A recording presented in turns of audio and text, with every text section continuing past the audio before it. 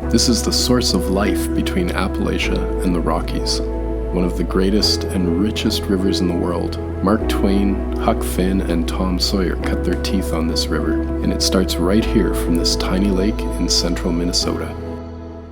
In today's episode, we'll continue our quest to bring you lightweight RV walkthroughs by driving from the heart of the Buckeye State to Minnesota via Chicago. We'll visit Rock Cut State Park in Illinois, explore two incredible Minnesota state parks along the mighty Mississippi River, and film at a popular fiberglass trailer manufacturer.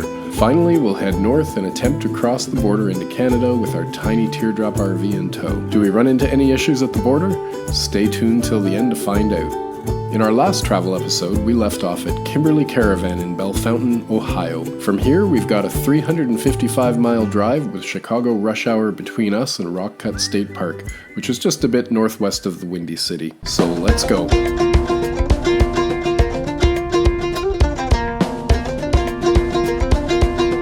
I'm not on that side.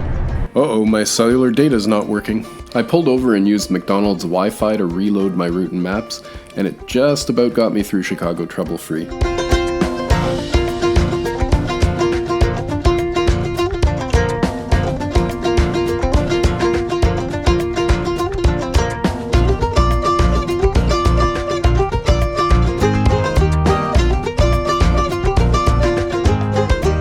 And we finally arrived at Rock Cut State Park here in Illinois, and it's a little late. Gonna get camp set up and have something to eat, maybe do a little bit of work, and then hit the sack. So folks, we're in luck. We're not gonna have to unhitch. I did undo the weight distribution bars though, just because, I don't know, I don't want to leave them tensed while I'm parked. And I did have to lift the nose a little bit, which actually already takes a little bit of the tension off of the bars. But anyway, I just dropped the bars down, and I'll just have to reconnect the bars in the morning and then drop the nose. Wouldn't it be awesome if Ontario Parks could put posts this close to the rig? Maybe what, 5 feet, maybe 8 feet at the most. Perfect, super easy. And you'll notice that I've got my Progressive Industries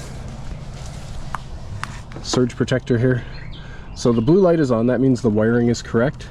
Actually, the green light is not on, so that means I don't have surge protection. But anyway, we know the wiring is good, so we're still gonna use that guy.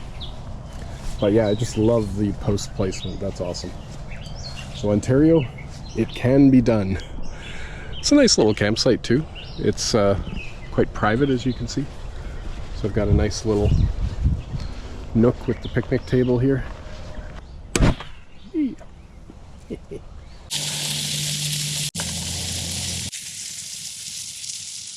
Well, it's nothing fancy, and this is dry park, so we're having cranberry juice with it, but it's looking mighty tasty right now. This guy landed on me. I don't know if he was trying to bite me or... Good morning. It's Thursday, May the 30th. It's about 9 o'clock. I'm still here at Rock Cut State Park in Illinois. Slept in a little bit because today is just a drive day, and I've only got about a 7-hour drive, so I can take my time a little bit. Took a shower in the campground showers. They could definitely clean those a little bit better. But anyway, there's been another learning on the trip, which is what I really wanted to talk about here, and that is navigation. So this is my only navigation tool, my phone. And I've got a US plan on it, so I have data and everything. But for whatever reason, it stopped working yesterday, the data.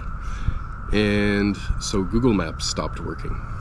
And of course, wouldn't you know it, it's right when I'm going through Chicago, which is probably when I needed it the most. But anyway, what came to fore is that I don't have any sort of backup. I don't have a paper map. I don't have another GPS. But yeah, just don't completely rely on these. So what ended up happening is, for whatever reason, 5G is not working. So I turned off 5G, and then the phone started to work normally again. So I'll have to look into why the 5G is not working. Maybe there's actually an issue with the phone itself. Not sure.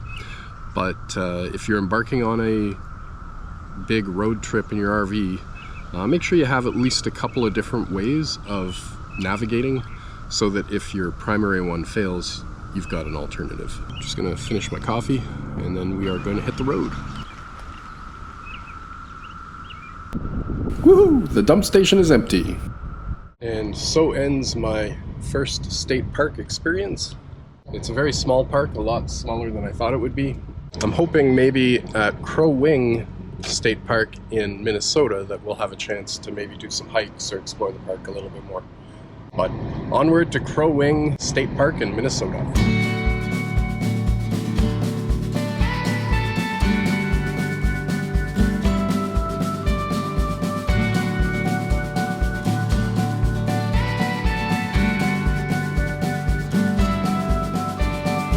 When you're RVing, you're going to spend a lot of time here. I'm averaging between 14 and 15 US MPGs when I'm driving at around 70 miles an hour on the freeway.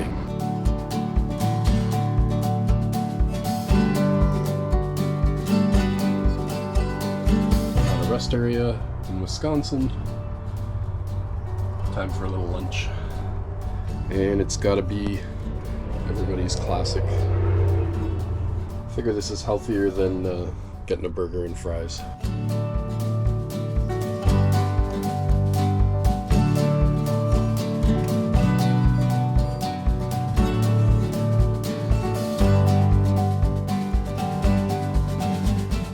So I'm at a rest stop and the sign said Scenic Overlook. Not really apparent where the Scenic Overlook is, but let's explore. Well, I found a trail. So if there is a scenic lookout, I'm guessing it's at the end of this. This is turning into a climb, but usually if you want to get to a really good scenic lookout, a climb is going to be involved, so. Whew.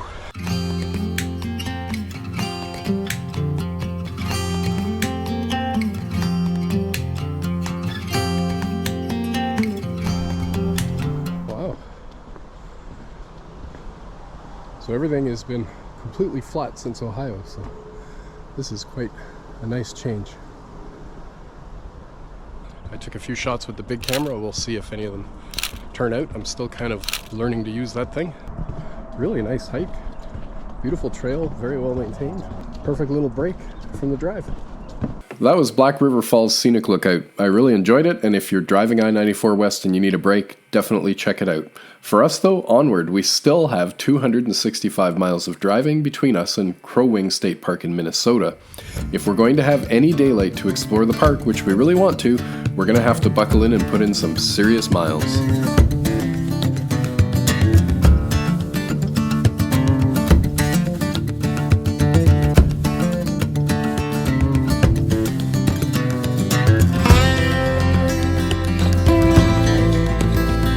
We've made it to Minneapolis. I've really got to work on my planning though. This is 2 days in a row that I hit a big city right at rush hour. Well, it's just around 4 o'clock. Once we get through this mess, it's about 2 hours to the park.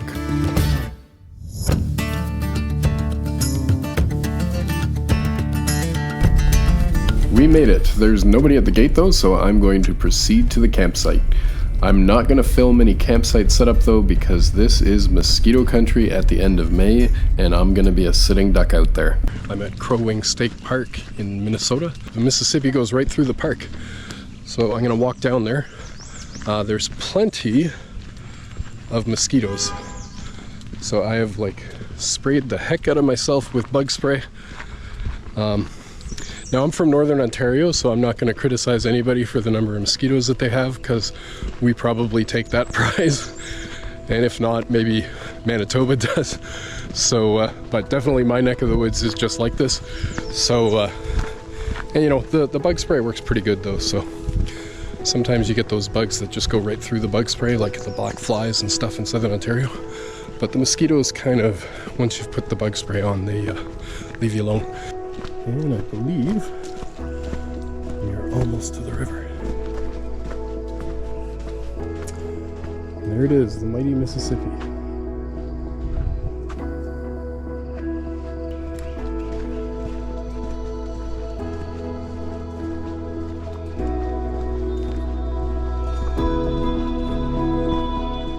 Something about a river like this, isn't there?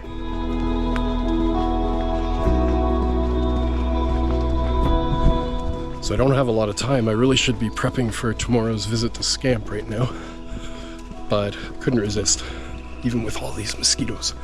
So hoping we'll see some interesting stuff along this trail. So I'm not going to walk for a long time, but just a little bit. Looks like they've got some rental canoes if you wanted to take a paddle on the river.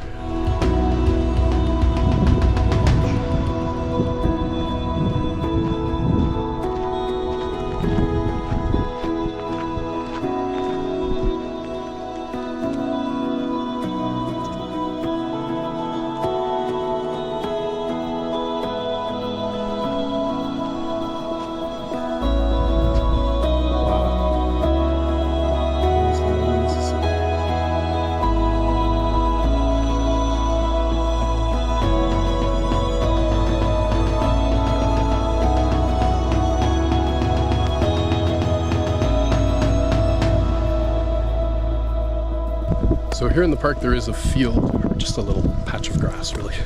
Just a little bit south of where we are here. Boy, there's a lot of mosquitoes. The Dakota and the Ojibwe had a battle, so that's the Battle of 1768 here. And not one of those European Battle of 1768s. And the Ojibwe won, and that's how they kind of took control of this area, which is kind of cool. So I was gonna hike down there, but the bugs are crazy, but also I'm running out of daylight. So I'm gonna head back to camp, make dinner, maybe take a shower. I might take it in the trailer just so I don't have to go out in the bugs again. No fire. Actually, I haven't had a fire yet in this trip because it's just kind of getting in late and camping. There's a lot of bugs. And, you know, getting in late, making dinner, and then just having to get up really early the next morning. So pretty much just going to bed instead of doing the whole camping thing. It'd be fun in the summer when the whole family is with me and we can do our normal routine, do some s'mores, have a campfire, maybe sleep in once in a while, all that good stuff that you do on vacation. But this is a work trip, so not doing that. And we're back to the beautiful Mississippi.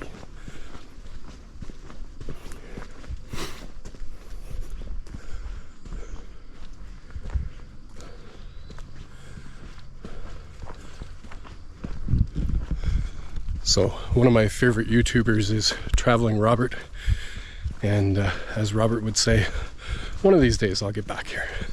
This park looks really interesting. So lots of, a little bit more my style than the Rock Cut Park in Illinois. It was almost urban. So this is more my kettle of fish. Based on the bugs though, you might want to come in August. Probably by then the bugs won't be so bad. Beautiful though. Well, it's late and I have leftover stuff from last night, so I've pulled out the barbecue, which when we travel as a family we don't even bring it, but when you're on a business trip and you need a quick meal, this is a handy solution. So I've tidied up the rig, can eat dinner, take a shower, do a little bit of work, and then hit the sack. But definitely want to come back to this park. This whole Mississippi River thing and all these trails around here look really cool. Good morning, it's 6 a.m. and just having a little brekkie. Then we're going to head to Scamp. And we are exiting Crow Wing State Park in Minnesota on our way to Scamp. I'm super excited that we're filming at Scamp today because, believe it or not, I've never seen one up close, only on YouTube and passing on the highway. It's a little less than an hour's drive through the land of 10,000 lakes to get there.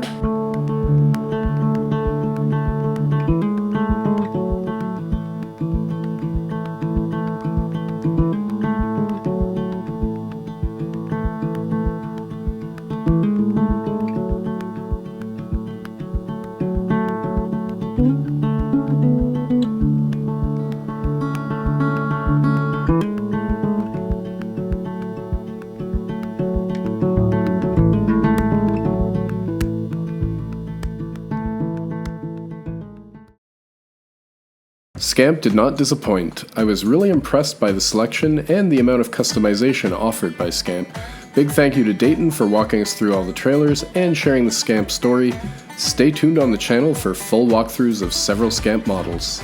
Alright, I'm trying to cram a lot into this 2 days in Minnesota, so on to the next stop. I must confess to being a bit of a Mark Twain fan. I've read Tom Sawyer and Huck Finn's adventures multiple times, and so when I realized that the headwaters of the Mississippi River were just a 1-hour drive from Scamp, well, I decided I had to go. Yes, I know the books are set in Missouri or around Missouri, but the Mississippi River is one of Twain's most memorable characters, and there's something about seeing its birthplace that just grabs my imagination. Heck, just walking along the river yesterday gave me goosebumps. The headwaters are located in Itasca State Park here in Minnesota, so that's where we're heading. It's never a good day when Google Maps takes you on a gravel road. And normally I would just say forget it and figure something else out, but I really want to check out the Mississippi headwaters. So, and it's only 17 miles, so we're going to do the gravel.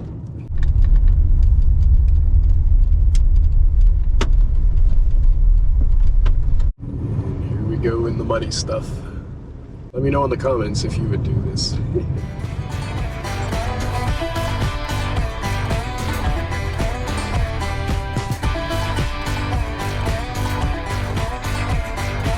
Well, no harm, no foul from the gravel. It was nothing like that time in southern Alberta, don't ask. But I'm pretty sure that Google Maps just screwed up. It wasn't a necessary detour. We are at Itasca State Park in Minnesota, and I just gotta go pay the fee.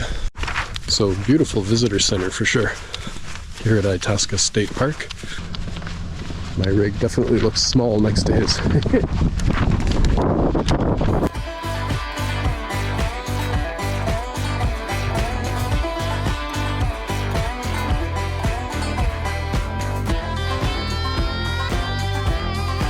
They told me to park in the day use slot, and here we are.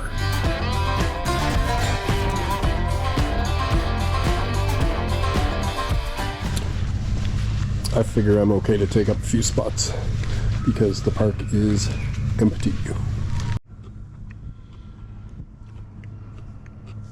It's not fancy, but it'll do the job. So there's a little museum behind me. Maybe we'll check it out on the way back. We'll see how the time is. But for now, we are heading to the headwaters of the Mississippi.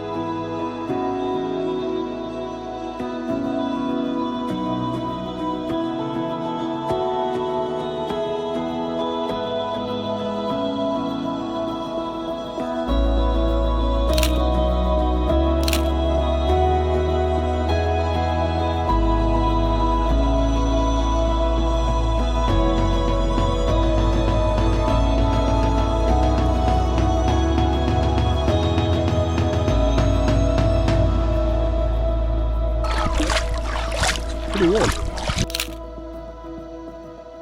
Well, it seems like the thing to do is to take off your shoes and walk across those stones at the very mouth of the river. I got a lot of driving to do, and there's a lot of people around too, so I wouldn't be able to show you much. Anyway, so it's time to head back to the car and start the drive. Before we head to the border crossing, I have to say how impressed I was by both Minnesota state parks I visited. They were well maintained, clean, excellent signage, and this northern part of the Mississippi River is just magical.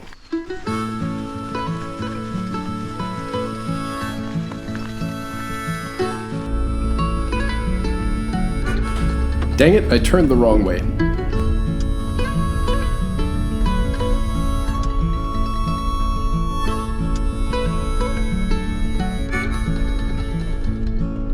Don't try this with a big rig. Well, this has been a long day of filming, driving, and exploring, and I'm pretty tuckered out, but no excuses. I've still got a 4.5-hour drive to my campground for the night, with a border crossing in between, so it's time to buckle in and drive.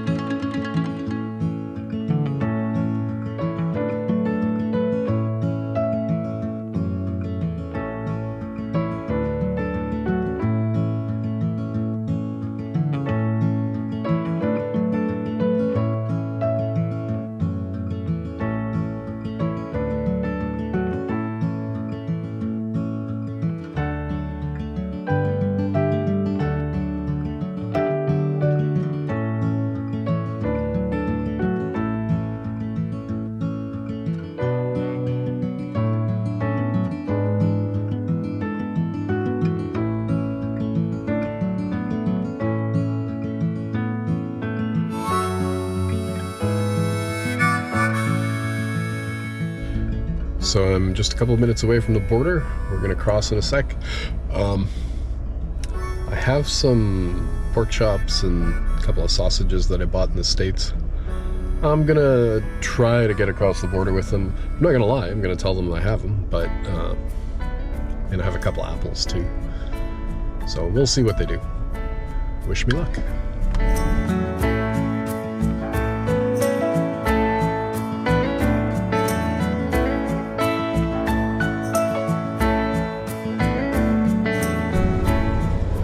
Hey. Where are you coming from today? Coming from Minnesota. How long were you over there? I was in the States for just about a week. Oh, okay. Did you pick up anything that you bring back today? Food. Okay. Any alcohol, tobacco product on board? I bought a bottle of wine. That's it? Yeah. There you go. Thanks. Take care. Yeah. So I'm thinking about the question, where are you coming from in the context of a border crossing or a ground border crossing? I mean, I came from the other side. In the next travel episode, we'll explore Rushing River Provincial Park in the heart of northwestern Ontario's Sunset Country. And then we embark on the 1,200-mile drive back to Toronto for my daughter's birthday party. We stay at the most interesting harvest toast I've ever experienced and enjoy one of the most epic highways in the world along the north shore of Lake Superior. Please give us a like if you haven't already, and thanks for watching. We'll see you on the next one.